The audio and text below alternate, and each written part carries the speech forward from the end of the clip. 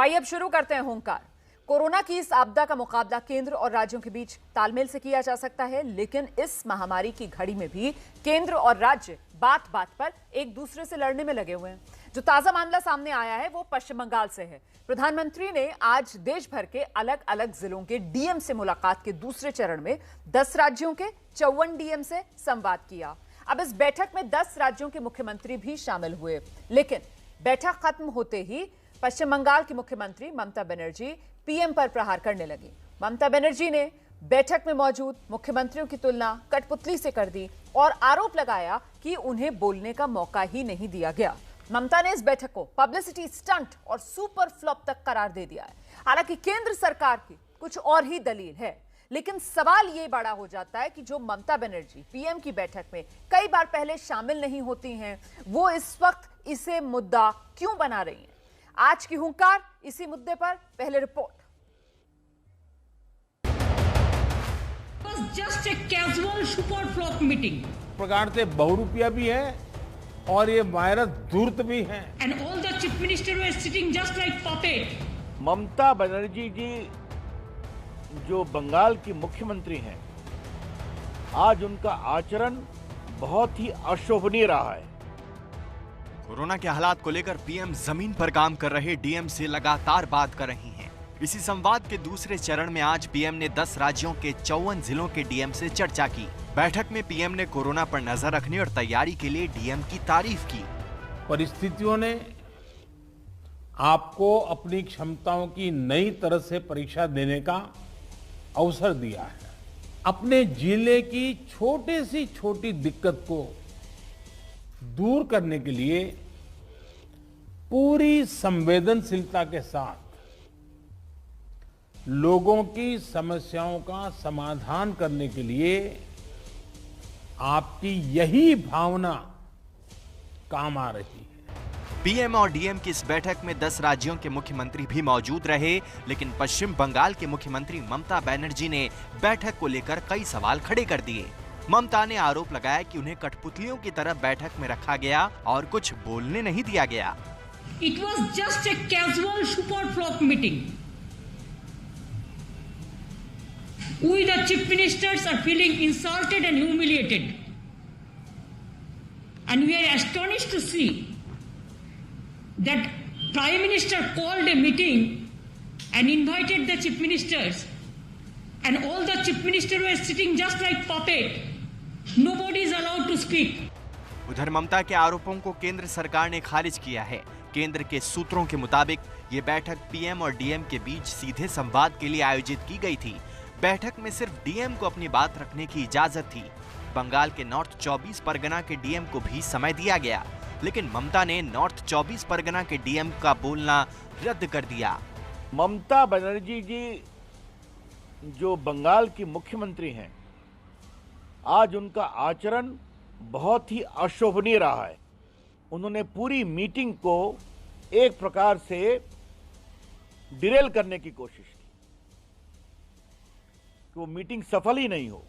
ममता बनर्जी ने जिस प्रकार का बयान प्रधानमंत्री जी के साथ बैठक के बाद दी है, वह संसदीय और संघीय दोनों मर्यादाओं को तोड़ता है। इतना ही नहीं, ममता बनर्जी के व्यवहार से, उनके बयान से साफ जाहिर होता है कि वो विपक्ष की राजनीति नहीं, विध्वंस की राजनीति कर रही हैं। वैसे कोरोना काल में पीएम और सीएम की मीटिंग में विवाद का ये पहला मामला नहीं है। पिछले महीने पीएम की मीटिंग के दौरान अरविंद केजरीवाल के लाइव भाषण को लेकर विवाद खड़ा हुआ। वहीं 7 मई को झारखंड के मुख्यमंत्री हेमंत सोरेन ने पीएम के साथ मीटिंग के बाद कहा था कि वो सिर्फ अपने मन की बात कहते हैं, दूसरे की नहीं सुनते।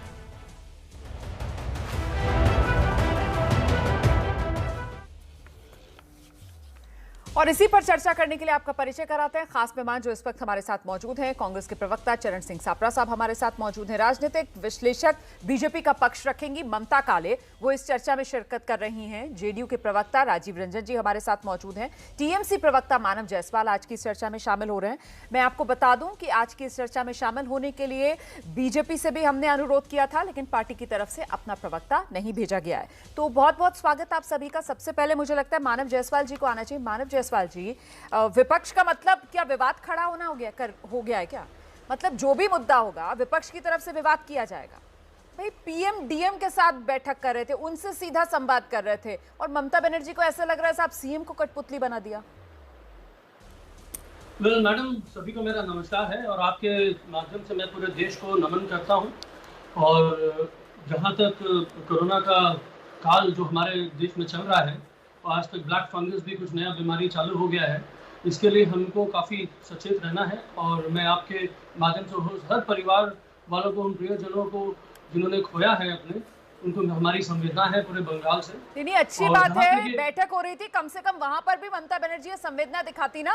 ममता बनर्जी तो बैठक के बाद आकर बाहर निकल के राजनीति करने लगी। उन्होंने तो प्रधानमंत्री पर एक के बाद एक ताबड़तोड़ हमले कर दिए। वही तो मैं आपसे कह रही हूँ, कोरोना की लड़ाई है, कोरोना से लड़ाई लड़नी है। यहाँ केंद्र और राज्यों के बीच की खाई नहीं भरी जा रही है, वही बढ़ती जा रही है। एग्जैक्टली मैडम, इतनी गहरी खाई ये दिल्ली की सरकार ने खोद दी है कि भरे में नहीं भर पा रहा है। माँ गंगा भी शायद पुकार लगा रही है, माँ गंगा करे पुकार, अब बस करो प्रचार। ये है माँ गंगा की संवेदनाएं, माँ गंगा का दर्द। ये हमारे प्रधानमंत्री जी, जो प्रधानमंत्री जी हैं और साथ साथ बीजेपी के प्रमुख प्रचारक भी हैं, वो प्रचार तंत्र से बाहर निकल ही नहीं पा रहे।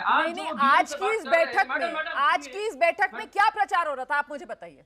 आज की इस बैठक से क्या प्रचार हो रहा था? आज प्रधानमंत्री की जो बैठक थी वो डीएम्स के साथ थी सर। 54 जिलों के डीएम के साथ प्रधानमंत्री बैठक कर रहे थे, सीधा संवाद कर रहे थे। मुख्यमंत्रियों को स्पेस दी गई क्योंकि केंद्र सरकार सम्मान करता है संघीय ढांचे का, और बाहर आकर मुख्यमंत्री प्रधानमंत्री पर हमले बोलेंगे, अपनी राजनीति चमकाएंगे। केंद्र और राज्य के बीच की खाई बढ़ाने का काम राज्य सरकारें करें, और आप कह रहे हैं साहब प्रचार किया जा रहा है। आप बताइए मुझे क्या प्रचार था, आप बताइए ना क्या प्रचार था। नहीं, आप कहाँ रह रही हैं? आप हिंदुस्तान में रह रही है ना। जिस तरीके से खाई जो दिल्ली सरकार ने बनाई है, आज उनको डीएम का ख्याल आ रहा है, आज उनको माइक्रो एनालिसिस की जरूरत पड़ रही है। जब लॉकडाउन उन्होंने करा था 2020 में, जब इलेक्शन करवाए बिहार में, जब इलेक्शन कराए पूरे देशों में, तब उनको ख्याल नहीं आया था। कितने वैक्सीन उपलब्ध करा रही है केंद्र सरकार, कितने वैक्सीन इंपोर्ट करवाई है केंद्र सरकार ने। कनाडा ने 5 गुना वैक्सीन इंपोर्ट करने की बात करी थी, जब उनके पास उनको जनसंख्या के 5 गुना, यूके 4 गुना, अमेरिका 5 गुना। मतलब इतने लोग अगर वैक्सीन की बात कर रहे थे, तो हमारे प्रधानमंत्री जी उस समय क्या कर रहे थे? आधार पूनावाला को प्राइवेट जेट प्रदान कर रहे थे क्या? मानव जायसवाल जी, नहीं मानव जायसवाल जी, देखिए बात तो आपने खुद ही कह दी। आपने जिस तरीके से मुद्दे गिनाए, उससे आपने खुद ही बात को जाहिर कर दिया कि साहब मुद्दा आज की बैठक थी नहीं, मुद्दा तो टीएमसी भरी बैठी है। टीएमसी के पास पिछले इतने हिसाब हैं अपने बराबर करने के लिए केंद्र सरकार से, कि आप लोगों ने कोरोना के लिए जो प्रधानमंत्री ने डीएम से संवाद की बैठक बनाई, उसको भी आप इसमें घसीट कर ले आए। आपने तो खुद ही सारे पुराने मुद्दे गिना दिए, सारे पुराने मुद्दे गिना दिए, चुनाव तक आपने गिना दिया। मतलब खींच है, मतलब टीएमसी की खींच है ना, टीएमसी की खींच है, हम भर ही नहीं पा रहे हैं। टीएमसी की खींच है, 24 घंटा काम कर रहे हैं, पर्याप्त करा रहे हैं। नए पुराने हॉस्पिटल जो बंद हो गए थे, पुराना का अभी 4 दिन पहले ही तो टीएमसी, ममता सरकार के 2 मंत्री, टीएमसी के 2 नेता, उन्हें सीबीआई ने गिरफ्तार किया है। अभी तो बहुत ताजे मामले हैं। सबका हिसाब बराबर करने के लिए ममता बनर्जी को ये कोरोना से निपटने के लिए बुलाई गई बैठक ही मिली। बहुत अच्छी बात बोली आपने मैडम। वो मैंने केंद्र सरकार ये हिसाब कर रही है क्योंकि वो हार गई है। वो जिस तरीके से उन्होंने इतना प्रचार तंत्र किया था बंगाल में, पूरे बंगाल को कोरोना से ग्रसित कर दिया, और वो हार गई। उसके बावजूद भी इतने दमखम से लड़ने के बाद इसका बदला ले रही है क्या सीबीआई भेज के? ठीक बोली मैडम आपने। मैडम सच बता रहे हैं मैडम, आप सही में सच पत्रकार है। आपने जिस तरीके से बताया, मैं काफी कृतज्ञ हूँ मैडम। बहुत बहुत धन्यवाद मैडम, आपने जो बताया है सही बताया मैडम। ये बदले लेने वाली सरकार है। सर, दर्शक सुन रहा है कि मैं क्या बोल रही हूँ, दर्शक सुन रहा है आप क्या बोल रहे हैं। आज की बैठक को लेकर आपके पास कोई पॉइंट नहीं है रखने के लिए। आज की बैठक को लेकर आपने कहा कि साहब प्रचार करते हैं। आज की बैठक को लेकर मैंने पूछा क्या प्रचार था इसमें, उसके पास आपके पास कोई जवाब नहीं है देने के लिए। आप सारे पुराने मुद्दे गिना रहे हैं। मतलब टीएमसी अपना पुराना हिसाब बराबर कर रही है ना। ममता बनर्जी पीएम मोदी के साथ अपना पुराना हिसाब बराबर करना चाहती हैं। यही खेल खेल रहे हैं आप लोग। मतलब कोरोना काल में दीदी खेला हो बे, दीदी का खेला हो बे।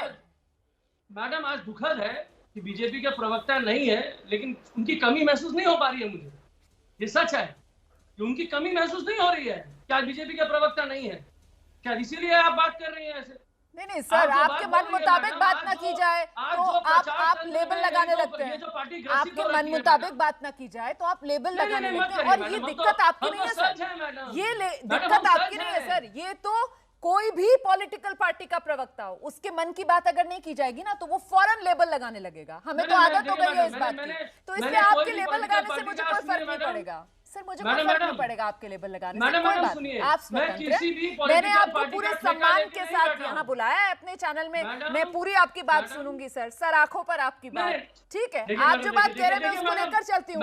ममता काले तो है ना हमारे साथ, ममता जी तो है ना हमारे साथ, वो तो बीजेपी का पक्ष रखेंगी, जरा उनके पास लेकर चलते हैं अब इस चर्चा को। ममता काले, मानव जायसवाल कह रहे हैं कि ये सारा जो किया जा रहा है पीएम की तरफ से संवाद, बैठकों का दौर, ये सिर्फ प्रचार है।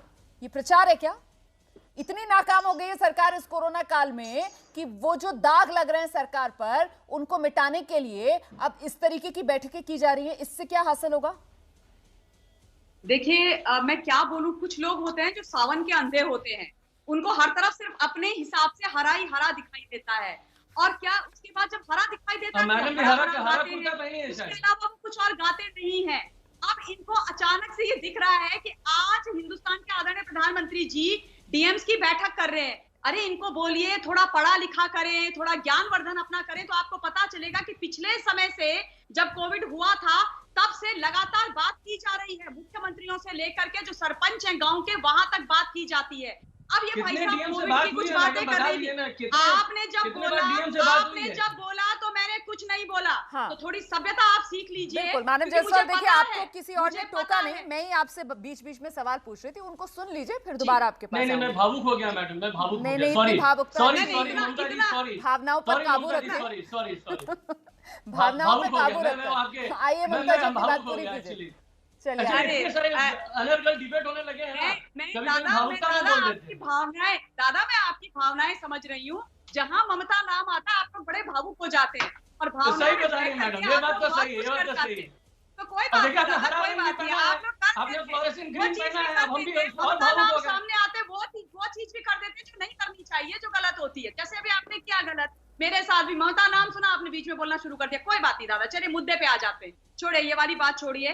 अब आपने बोला कि कोविड जो है इस कारण हो गया, उस कारण हो गया, बिहार में चुनाव, क्या कहते हैं कोलकाता, वेस्ट बंगाल में चुनाव, तो चुनावी जो रैलियां थी या चुनाव का जो प्रचार था वो केवल भाजपा कर रही थी क्या? टीएमसी नहीं कर रही थी? Point number 1। पॉइंट नंबर 2, अभी कुछ दिन पहले जब आपके टेंटेड और डेंटेड जो मंत्री थे उनको सीबीआई ने गिरफ्तार किया, तो आप मुझे ये बताइए कि हजारों और लाखों की संख्या में टीएमसी के कार्यकर्ता क्या कर रहे थे सीबीआई कार्यालय के बाहर में?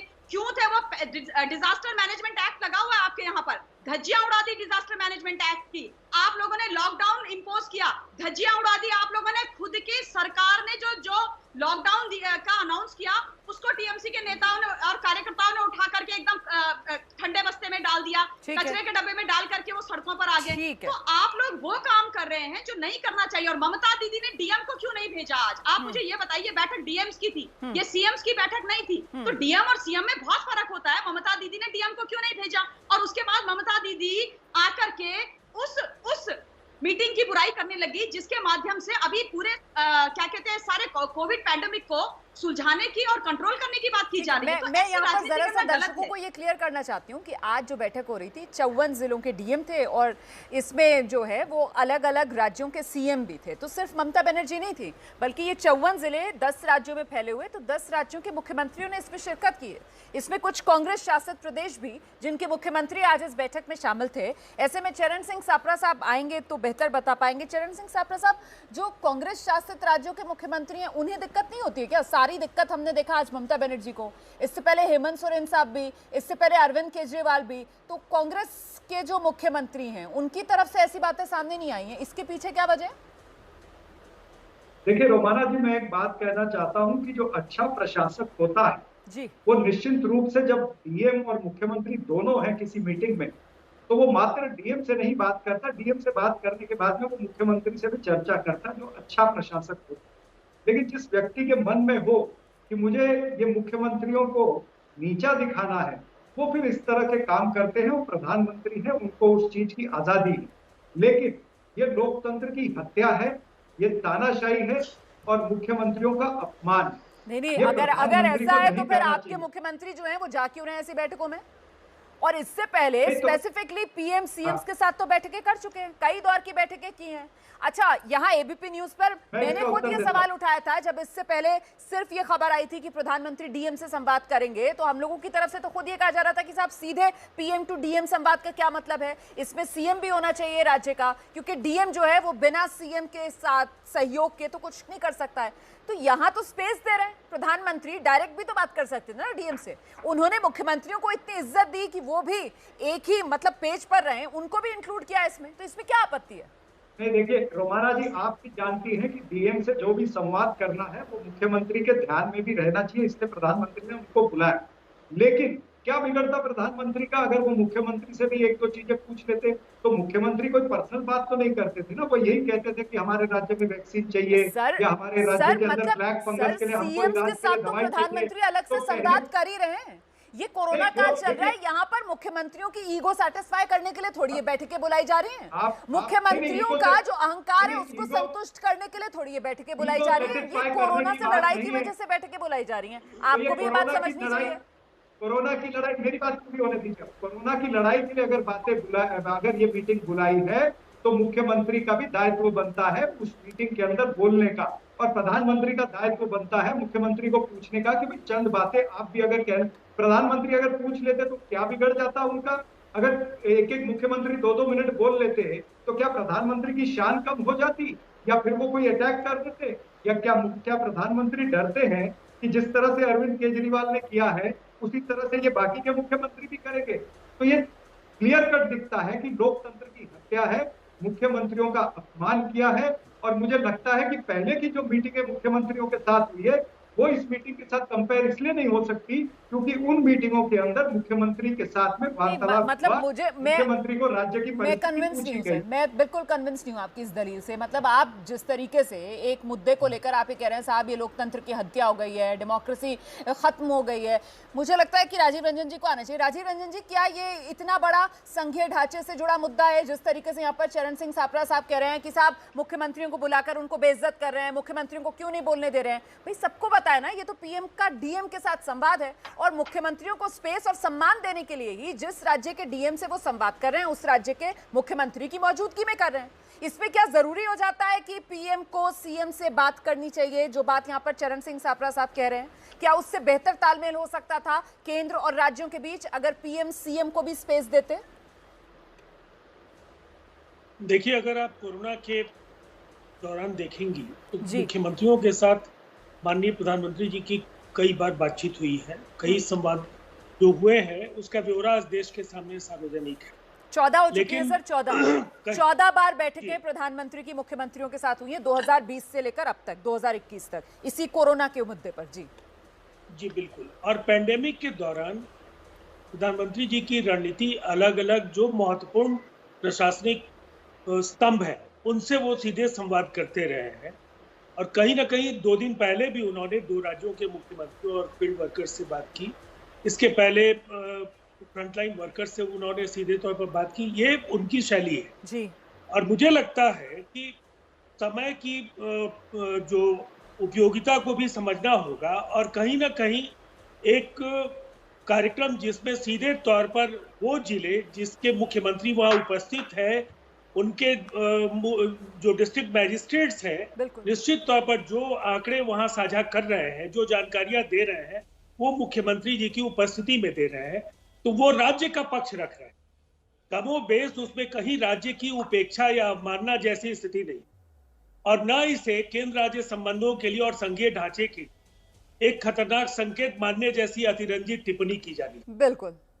जो कोरोना का संक्रमण है, जिस तरह से लोगों ने जानें गंवाई है, लगातार दुष्प्रचार, और कहीं ना कहीं मुझे ऐसा लगता है पहले के दौर में जिस तरह से वैक्सीन हेजिटेंसी की वजह से जो वैक्सीनेशन की गति धीमी पड़ी, वैक्सीन उत्पादकों को भी कहीं ना कहीं लक्ष्य को लेकर के संदेह था कि उनके उत्पादित सामग्री की खपत हो पाएगी या नहीं हो पाएगी। कई ऐसे सवाल हैं। महामारी के संकट के लेकिन दौरान सर, जब सत्ता देश पक्ष को की तरफ एक से जुबान बार बार विपक्ष को कटघरे में खड़ा किया जाता है, वैक्सीन हेजिटेंसी का मुद्दा उठाया जाता है, तो फिर सर विपक्ष की तरफ से भी कहा जाता है ना कि साहब आपको विपक्ष से इतना डर लग रहा था, कम से कम ऑर्डर तो पहले दे देते। दूसरे देशों ने तो पिछले साल 2020 से ही ऑर्डर देने शुरू कर दिए थे, हमारे देश ने तो बढ़त बना ली थी वैक्सीन बनाने में, तो फिर सरकार सोती क्यों रह गई? वैक्सीन हेजिटेशन की तो बात की जाती है, वैक्सीन का कम से कम ऑर्डर तो पहले दे देती। मानव जायसवाल जी, ममता बनर्जी पीएम पर आरोप लगा रही है कि पीएम ने सीएम को बोलने नहीं दिया। आप तो मुझे इस बात का जवाब दीजिए कि ममता बनर्जी ने नॉर्थ 24 परगना के डीएम को क्यों नहीं बोलने दिया, सीएम ने डीएम को नहीं बोलने दिया?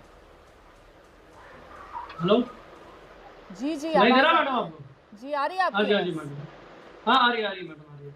देखिए दीदी ने किस कारणवश बोला है ये मैं आपको बता देता हूँ। जहां तक हमारे प्रधानमंत्री जी का सवाल है, हम लोग काफी ग्रसित हैं और दुखी है कि हमको प्रॉपर वैक्सीन नहीं मिल पा रहा है। और दूसरी जहां तक बात आ रही है कि जिस तरीके से वैक्सीन का जो टेंडरिंग का जो इश्यूज हुआ है, दीदी को लगा था कि हमारे जो प्रधानमंत्री है उसके बारे में कुछ बोल रहे होंगे, कि उनके बारे में वो हम लोगों को ज्ञात करा रहे होंगे कि भैया 35,000 करोड़ का आपने फाइनेंशियल एड देने की बात करी थी हमारे बजट में जो वैक्सीन खरीदने की, उसके ऊपर आप चर्चा नहीं कर रहे हैं।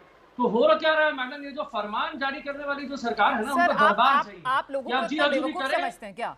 प्रधानमंत्री के साथ बैठक है, प्रोटोकॉल की जानकारी पहले नहीं थी ममता बनर्जी को, बैठक से पहले दीदी को जानकारी नहीं थी कि क्या होने वाला है बैठक में। मतलब सर आप किसको मूर्ख बना रहे हैं? मैंने आपसे जो सवाल पूछा उसका जवाब तो दे दीजिए। उत्तर 24 परगना के डीएम को क्यों नहीं बोलने दिया?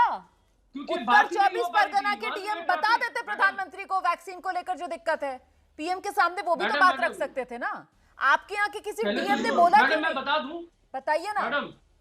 पहले तो मैं आपको बता दूं जो फर्स्ट हैंड इंफॉर्मेशन है, प्रॉब्लम्स को परस्पर ध्यान में रखते हुए बात विवाद होनी चाहिए थी। ये वन वे कम्युनिकेशन जो रहता है जिस तरीके से हमारे प्रधानमंत्री जी का, इसका तकलीफ है। आप एक मुख्यमंत्री के सामने बाईपास करते हुए दूसरे लोगों से बात अगर आप कर रहे हैं तो ये इसका तकलीफ है। दूसरी बात आपको सीएम वन मैन शो नहीं हो सकता है ना, सब कुछ सीएम ही करेंगे, सब कुछ सीएम से ही सुना जाएगा। सीएम के साथ तो प्रधानमंत्री करते ही है बैठक, डीएम के साथ आज बैठक थी ना। मुख्यमंत्री ने अपनी दादागिरी क्यों दिखाई? दीदी ने दादागिरी क्यों दिखाई? दीदी ने बंगाल के डीएम, दीदी ने भाई बंगाल के डीएम को क्यों नहीं बोलने दिया? आप मुझे बताइए फिर, बंगाल का कोई डीएम बोला क्यों नहीं पीएम के सामने? आप सीएम को बाईपास करते हुए बात करते हैं, कुछ भी कारण होता था आप गवर्नर के पास चले जाते हैं, यहाँ आप डीएम के पास जा रहे हैं। माने ये जो षड्यंत्र जो रच रहे हैं बंगाल को किसी भी तरीके से खंडित करने के लिए, ये षड्यंत्र आप कब तक रचेंगे? चक्रव्यूह और कितने बनाएंगे? हम तो समझ ही नहीं पा रहे हैं। हर चीज में पॉलिटिक्स हो रहा है। अरे पॉलिटिक्स नहीं चाहिए, देश के बाकी राज्यों, देश के बाकी सीएम को दिक्कत नहीं है, सिर्फ ममता बनर्जी को दिक्कत है।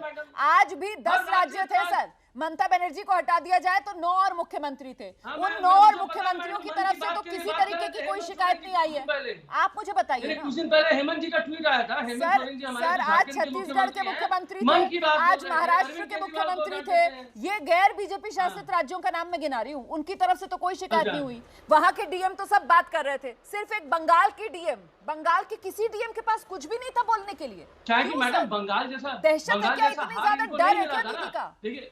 नहीं डर, अब क्या चीज का डर है मैडम? अब क्या चीज का डर है? ये तो आप ही बताएंगे कि फिर बोलती क्यों बंद की डीएम की? अब इनको डर है कि डीएम की बोलती क्यों बंद की सर? आगे निकल रही है मैडम, हम दीदी जो कार्य का निर्वाह करते हुए आगे निकल रही है, इनको डर है कहीं ये देश का चेहरा ना बन जाए। अब इनको तकलीफ है कि इनका मुखौटा गिर गया है, अब क्या करें हम? अब हमारा क्या गलती है? अब इनको लगा हुआ है बंगाल के पीछे की हम अपना मुंह नहीं छुपा पा रहे हैं। हमको सीबीआई की जरूरत तो फिर से पड़ गई, इलेक्शन कमीशन तो चला ही गया, सुप्रीम कोर्ट को भी ला ही देंगे, और हमको अभी वैक्सीन का पॉलिटिक्स भी करना है। क्यों नहीं हमारे प्रधानमंत्री बोल रहे हैं कि हम सारा वैक्सीन दिलवाएंगे? मानव जायसवाल जी, आप जब बात रखते हैं तो फिर आपकी बातों से कहीं ना कहीं अंदाजा हो जाता है कि ऐसा क्यों किया जा रहा है। अब जिस तरीके से आप ले आए ना कि साहब दिल्ली को चुनौती दीदी दे सकती है, तो क्या उसी की ये बिसात बिछाई जा रही है इस कोरोना काल में दीदी की तरफ? बहुत बड़ा, अरे मैडम बीजेपी बहुत बड़ी पार्टी है, हास्यास्पद हो जाएगा। कैसे बोल रहे हैं मैडम? मत बोलिए। आप लोग तो बंगाल चुनाव के समय से ये हुंकार बढ़ते आ रहे हैं। आप लोग तो पहले ही कह रहे थे एक पैर से कोलकाता, दोनों पैर से दिल्ली। आप ही लोग कहते हैं सर, भूल गए? इतनी जल्दी भूल गए? अभी की तो बात है। भूल कैसे सकते हैं मैडम? हम भूलने कोई देता थोड़ी ना मैडम, बीजेपी भूलने नहीं देगी किसी को। इतनी भव्य पार्टी है, इतने पैसे हैं इनके पास, इतनी शक्ति है कि सेंट्रल विस्टा प्रोजेक्ट शायद अपने पैसे से ही बना ले। इनको उनका चिंता नहीं है कि सेंट्रल विस्टा प्रोजेक्ट कुछ दिन के लिए रोक दें, स्थगित कर दें। आज हमारे देश को जापान से पैसे मिल रहे हैं, आज हमारे देश को अमेरिका से पैसे मिल रहे हैं। इतने पैसे में तो हमारे हमारा जितना सेंट्रल विस्ता बन रहा है 70% लोगों को वैक्सीनेशन हो जाएगा। क्यों नहीं इसके लिए बात कर रहे हैं? क्या करना क्या चाहते हैं हमारे देश की? मैं ये समझना चाह रही हूँ इंटरनेशनल मीडिया में, ममता काले सवाल ये उठता है कि ये महामारी जो है क्या वो आपदा में राजनीति का अवसर है?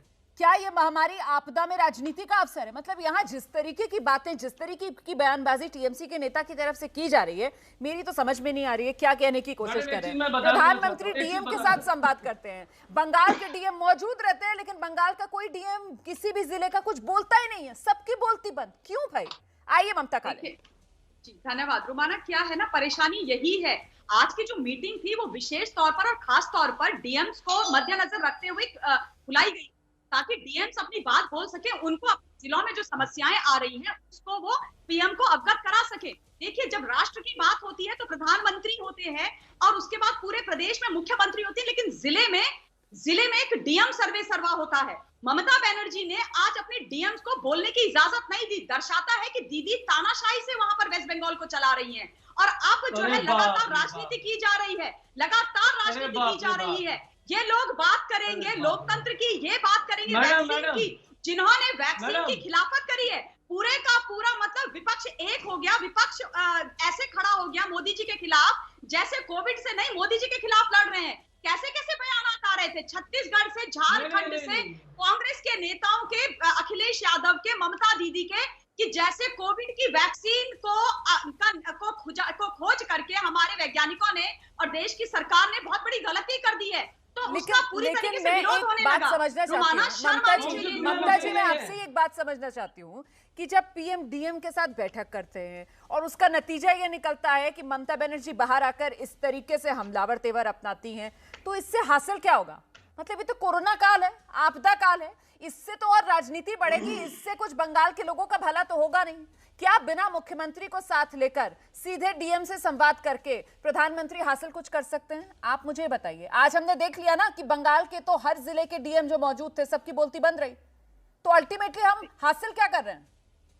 देखिए, बात ये है रुमाना, सबसे बड़ी बात ये है कि अगर ये संवाद बिठाया जा रहा है, Modi ji is reaching out to everyone, इसीलिए ताकि अगर किसी को अपने जिले में किसी डीएम को समस्या है वो अपने मुख्यमंत्री की प्रेजेंस में अपनी समस्याओं को बताएं, क्योंकि अल्टीमेटली पूरे देश के हर कोने में किसी की भी सरकार चल रही हो वहां पर सुविधाएं मिले, जो मकसद है इस मीटिंग का वो तो लेकिन हल ही नहीं हुआ है ना। अब वहां पर बंगाल के अंदर क्या हम ये मान लें कि वहां पर कोई प्रॉब्लम ही नहीं है किसी भी डीएम को अपने जिले में? वहां पर किसी के पास कुछ बोलने के लिए था ही नहीं। हमने देखा ना कि वहां पर किसी भी डीएम ने कुछ भी नहीं बोला आज की इस बैठक में। चरण सिंह सापरा साहब आना चाह रहे हैं, आइए सर प्लीज। देखिए रोमाना जी, अभी ममता काले जी के मुंह से निकला है कि दिखाना चाहते थे। मैं वही बात कह रहा हूं कि ये सरकार जो है हमेशा दिखावा कर रही है। ये हमेशा अपनी पीआर, टीआरपी और इमेज बिल्डिंग एक्सरसाइज में ही लगी हुई है। चाहे ममता जी आपके बीच में उन्होंने नहीं टोका, वो अपनी बात मुकम्मल कर ले, फिर मैं आपको समय दूंगी। ममता जी प्लीज, ममता जी एक सेकंड, वो अपनी बात पूरी करें, फिर दोबारा आपके पास आऊंगी। पहले सुनिए सप्रा जी को और समझिए वो क्या कहना चाह रहे हैं, फिर आप रिस्पॉन्ड कीजिएगा प्लीज। आइए सप्रा साहब। रिवाइंड करके देखिएगा, आपने कहा कि ये दिखावा करना चाह रहे थे, तो मैं उसी पे बोल रहा हूँ। आपके उस शब्द को ही मैंने पकड़ा है कि हाँ ये सच है, ये बात की भारतीय जनता पार्टी हमेशा दिखावा करती है। मुझे बताइए, जो वैक्सीनेशन के सर्टिफिकेट है उस पर प्रधानमंत्री की फोटो छपाई है, क्या ये दिखावा नहीं है? क्या आप डेथ सर्टिफिकेट पर फोटो छपवाना चाहोगे? कोरोना से हजारों लोग जो मरे हैं, अगर आप वैक्सीनेशन सर्टिफिकेट पर अपनी फोटो छपवाते हो तो डेथ सर्टिफिकेट पर भी अपनी फोटो छपवाइए, ताकि लोग लंबे समय तक याद रखेंगे कि कोरोना के चलते नरेंद्र मोदी के राज में हमारे परिजनों की मौत हुई है। हजारों लाशें वहां पर गंगा में बह करके आ रही हैं। गंगा के जो किनारे है ना, उसको कब्रिस्तान बना दिया है। इसकी जवाबदारी कौन है? संतोष गंगवार भी बोल चुके हैं। नितिन गडकरी ने कल वैक्सीनेशन के बारे में बोला है। बीजेपी के एमएलए राकेश राठौर। सर ठीक है, आज के मुद्दे पर रहते हैं। आपने जो सवाल उठाया अब जवाब ले लेते हैं ममता काले जी से, उसके बाद राजीव जी आपके पास आ रही हूँ। सर ममता जी अपनी बात रख दीजिए, अब जवाब दे दीजिए आप। धन्यवाद रुमाना जी। पहली बात, मैं इनको चैलेंज कर रही हूँ, अगर मैंने कहीं पे ये बोला है कि भाजपा दिखावा कर रही है, आप पूरी की पूरी डिबेट को रिवाइंड करिए, सुनिए। और सापला जी, झूठ बोलना बंद कीजिए, कहीं नहीं बोले मैंने। आप मेरा नाम लेके झूठ नहीं बोलेंगे। और आप मिस्टर सांपला, आज कोविड के नाम पर कांग्रेस पार्टी इस देश के अंदर राजनीति करती है। मैं आपको बताती हूँ आप लोगों का इतिहास, मैं बताती हूँ इस देश में अगर आज मेडिकल फैसिलिटीज नहीं है वो आप लोगों की देन है। 2007 में हिंदुस्तान के अंदर टीवी, जिसको तपेदिक कहते हैं, टीवी से 3.5 लाख लोगों की मौत हुई। 2013 में 5 लाख से ज्यादा लोग टीबी से मरे। 90 साल पुरानी बीमारी में लोग लाखों की संख्या में मरे। क्या किया आपने? क्या किया कांग्रेस पार्टी ने? आप ये बदलाव नहीं कर सकते। अब दिखावा मत करिए, ये दिखावा करना बंद करिए।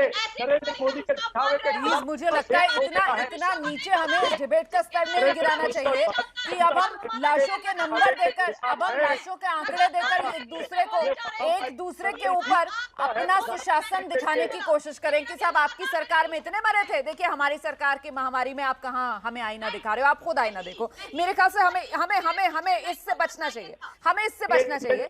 थोड़ा सा संवेदनशीलता दिखानी चाहिए, कम से कम उन परिवार, मैम उन लोगों के परिवार भी ये चर्चा देख रहे होंगे जिन्होंने अपनों को खोया इस कोरोना काल में। उनके जख्म बहुत ताजे होंगे, उनके जख्मों को हरा मत कीजिए। थोड़ी संवेदनशीलता के साथ। मैं राजीव रंजन जी का रुख करूंगी। मैं राजीव रंजन सर, आपसे ये समझना चाहती हूँ कि ये जिस तरीके से तू मैं शुरू हो जाती है, प्रधानमंत्री अगर चर्चा करते हैं, सीएम के साथ होती है तो उसमें हम देखते हैं कितने सीएम गैर हाजिर रहते हैं। ममता बनर्जी का ही देख लीजिए, कब उन्होंने, प्रधानमंत्री ने जब मुख्यमंत्रियों के साथ बैठक की वो नहीं, मतलब उन्होंने अपनी मौजूदगी दर्ज नहीं कराई। अप्रैल 2, 2020 ममता बनर्जी नहीं पहुंची, ये पीएम की सीएम्स के साथ मीटिंग थी। इसके बाद 17 जून 2020 ममता बनर्जी नहीं आई, जब प्रधानमंत्री सीधे मुख्यमंत्रियों के साथ संवाद कर रहे थे। 17 मार्च 2021 अभी बंगाल में जब चुनाव चल रहा था, तब भी ममता बनर्जी, प्रधानमंत्री ने जब बैठक बुलाई मुख्यमंत्रियों के साथ चर्चा करने की, उसमें शिरकत नहीं की। 8 अप्रैल को भी ममता बनर्जी ने, प्रधानमंत्री ने जब सीधे मुख्यमंत्रियों से चर्चा की, उसमें शिरकत नहीं की। आज जब चर्चा डीएम के साथ होनी थी तो फिर बाहर आकर चर्चा के बाद मुख्यमंत्री ये जानते बूझते कि ये संवाद सीधे पीएम और डीएम के बीच था, आकर बाहर कहती हैं कि साहब हमें कठपुतली बना दिया, हमारा तो अपमान कर दिया।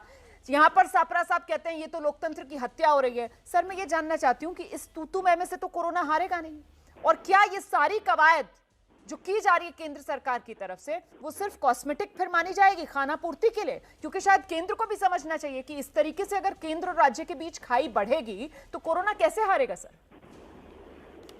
देखिए, सबसे पहले मुझे ऐसा लगता है कि जितनी जिम्मेवारी सत्ता पक्ष की है उससे कम प्रतिपक्ष को इस पूरे प्रकरण में अपनी भूमिका को नहीं समझना चाहिए।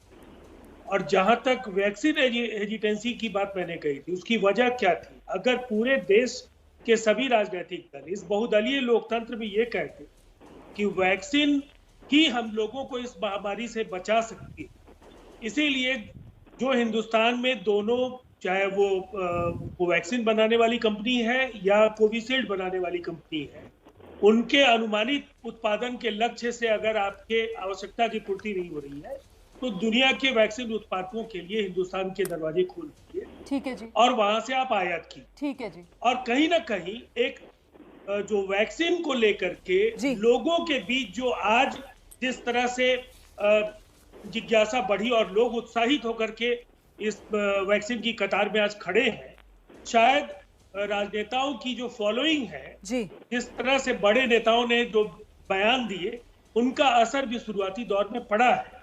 लेकिन अगर दूसरा पक्ष कि आज हिंदुस्तान में मॉडर्ना आ रही है, चाहे वो स्पुतनिक है या जो भी कंपनीज अब हिंदुस्तान में आ रही है, या फाइजर आ रही है, ऐसी और भी कंपनियां, और कर्नाटक जैसे कई राज्यों में उत्पादन भी शुरू हो रहा है। और जो लक्ष्य है उसके हिसाब से कहीं ना कहीं इस संकट से उभरने में वैक्सीन बिल्कुल आप ही कह रहे हैं कि साहब फोकस बिल्कुल क्लियर होना चाहिए। बिल्कुल, लेकिन सर आपने अभी एक बड़ी इंपॉर्टेंट बात की कि साहब जो विपक्ष की जिम्मेदारी है वो भी कम उनको नहीं समझनी चाहिए, उनकी भी इतनी भूमिका है। लेकिन दिक्कत ये है सर, विपक्ष ये कहता है कि साहब हमारे सकारात्मक जो सुझाव है वो माने का जाते हैं। अब आप देखिए जिस तरीके से डॉक्टर मनमोहन सिंह की चिट्ठी जो वो प्रधानमंत्री को लिखते हैं, लेकिन पूर्व प्रधानमंत्री की चिट्ठी का जवाब जो है वो डॉक्टर हर्षवर्धन की तरफ से दिया जाता है। अच्छा, दूर क्यों जाना सर, आपके राज्य का ही मैं मिसाल दे देती हूँ। तेजस्वी यादव की तरफ से वो जो अपने सरकारी आवास में जो एक पूरी व्यवस्था तैयार की गई, मेरे ख्याल से उसे अभी तक बिहार सरकार ने स्वीकार नहीं किया है। अगर सर विपक्ष जिम्मेदारी निभा रहा है और वो मदद की पेशकश कर रहा है, तो फिर सत्ता पक्ष भी तो उसको राजनीति समझ के नकारती है। कहां सत्ता पक्ष उसको खुले मन से स्वीकारती है? नहीं, सबसे पहली बात है कि अगर आपका उद्देश्य काम करने से ज्यादा सियासत और अपनी ब्रांडिंग है, तो निश्चित तौर पर आपदा धर्म का निर्वहन करने की यही तो दिक्कत आ जाती है सर, यही तो दिक्कत आ जाती है। निश्चित अब ये कैसे तय किया जाएगा कि कौन ब्रांडिंग कर रहा है, किसका उद्देश्य क्या है? किसी के दिल में तो नहीं झांका जा सकता है ना। हम तो जो दिख रहा है उसी पर बात करेंगे, उसी पर बात करेंगे। 2 चरणों में कोरोना की जो 2 देखिए चरणों दिक्कत में यही आ जाती है ना, आपने खुद ही कहा कि विपक्ष को अपनी भूमिका कम नहीं समझनी चाहिए। मैंने तो इसीलिए सवाल पूछा था आपसे। अब विपक्ष जब अपनी भूमिका निभाता है तो फिर उसको सत्ता पक्ष स्वीकार क्या करता है? नहीं करता ना सर सत्ता पक्ष स्वीकार। ये बात आपको भी समझनी चाहिए। सापरा जी, 1 मिनट सापरा जी को। हाँ सर, वही अब पर्सपेक्टिव की बात आ जाती है, इमेज बिल्डिंग की बात आ जाती है, नियत की बात आ जाती है। जरा सा 1 मिनट सापरा जी को सुन लेते हैं। सापरा जी आइए प्लीज। सापरा जी आइए प्लीज। रोमाना जी देखिए, इन्होंने वैक्सीनेशन की बात की। मैं आपको बता दूं, मैं आंकड़े लेकर के बैठा हूं। 28 फरवरी को भारत देश के अंदर 1.5 करोड़ लोगों का वैक्सीनेशन हुआ था और एक्सपोर्ट कितना हुआ? 3.7 करोड़। 30 मार्च को 6.3 करोड़ लोगों का वैक्सीनेशन हुआ और 6.4 करोड़ लोग 4 करोड़ वैक्सीन जो है वो एक्सपोर्ट हुए हैं। यानी हो क्या रहा था, देश के अंदर वैक्सीनेशन कम हो रहा था। चलिए, बहुत बहुत धन्यवाद आप सभी का आज की इस चर्चा में मेरे साथ शिरकत करने के लिए। समय मेरे पास इतना ही है। बहुत बहुत धन्यवाद आप सभी का। देखिए, मैं ये क्लियर कर देना चाहती हूँ कि कोरोना को अगर हराना है तो संवाद से हल निकलेगा। वैक्सीनेशन की जरूरत है और वैक्सीनेशन को लेकर जितने सुझाव दिए जा रहे हैं, वो पक्ष से आ रहे हो विपक्ष से आ रहे हो, उनको स्वीकार करके अगर आगे बढ़ेंगे तो फिर जल्द से जल्द कोरोना पर विजय हासिल करेंगे। लेकिन फिलहाल ऐसा होता हुआ नजर नहीं आ रहा है। यहां पर संवाद की जगह विवाद। 13,000 से ज्यादा लोग कोरोना से ठीक हुए हैं। मतलब रिकवर होने वालों का आंकड़ा जो है वो नए मरीजों के मुकाबले करीबन दुगना है। आपको बता दें कि उत्तर प्रदेश में लगातार कोरोना संक्रमण की दर में गिरावट आ रही है। कल यूपी में कोरोना के नए मरीजों का आंकड़ा करीब 7,000 के पार था, लेकिन अब यह आंकड़ा 7,000 से भी कम हो गया है। वहीं पिछले 24 घंटे में 238 लोगों की कोरोना से मौत हुई है।